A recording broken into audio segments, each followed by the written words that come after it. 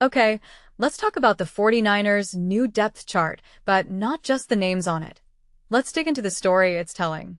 Because if you're skimming this chart thinking it's just a list of backups and starters, you're missing the real drama here. Let's start with the obvious. Why does it feel like the 49ers are playing hot potato with their wide receivers?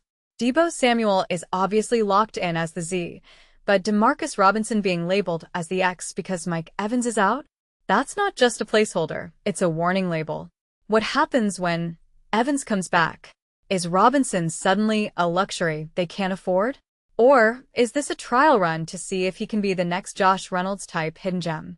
Personally, I think the 49ers are testing if they can turn a depth chart placeholder into a trade chip.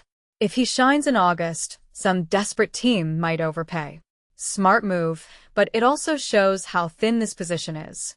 Now, let's talk about the real head-scratcher, the offensive line. Carver Willis bouncing between guard and center? That's like asking a quarterback to play both offense and defense in the same game. The dude's probably got a headache from all the playbook whiplash. But here's the twist. This might not be about 2024. What if the 49ers are prepping Willis to take over for Brendel next year? That's a long-term chess move disguised as a short-term headache. And Robert Jones at left guard?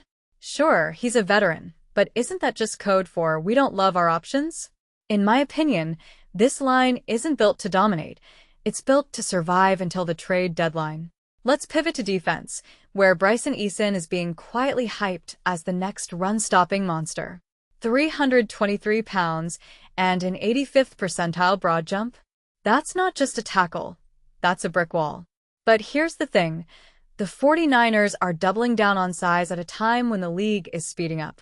Is this a counter-trend genius move, or are they ignoring the shift toward speed? I'd argue it's a calculated risk.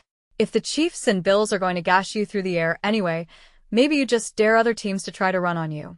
Eason's a psychological weapon as much as a physical one. And then there's Jack Jones at cornerback. The guy's a human highlight reel and lowlight reel. Intercept a pass, give up a 60-yard bomb, repeat. But the 49ers seem okay with that. Why? Because in a pass-heavy league, maybe they value his ball skills over consistency. But if they're leaning on him to lock down the outside, what does that say about Nate Hobbs? If Hobbs is on the outside looking in, are we witnessing a total philosophy shift in this secondary? What many people don't realize is that this defense might be trading reliability for explosive potential. It's a gamble, but in a 17-game season, maybe they're betting that inconsistency spreads out over more games is manageable.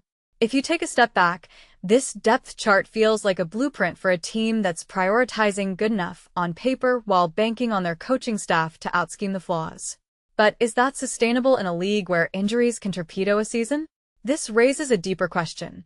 Are the 49ers building a roster, or are they just building a game plan for September?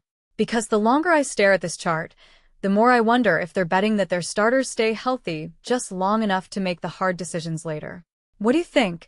Does this feel like a team playing chess or just playing the hand they're dealt?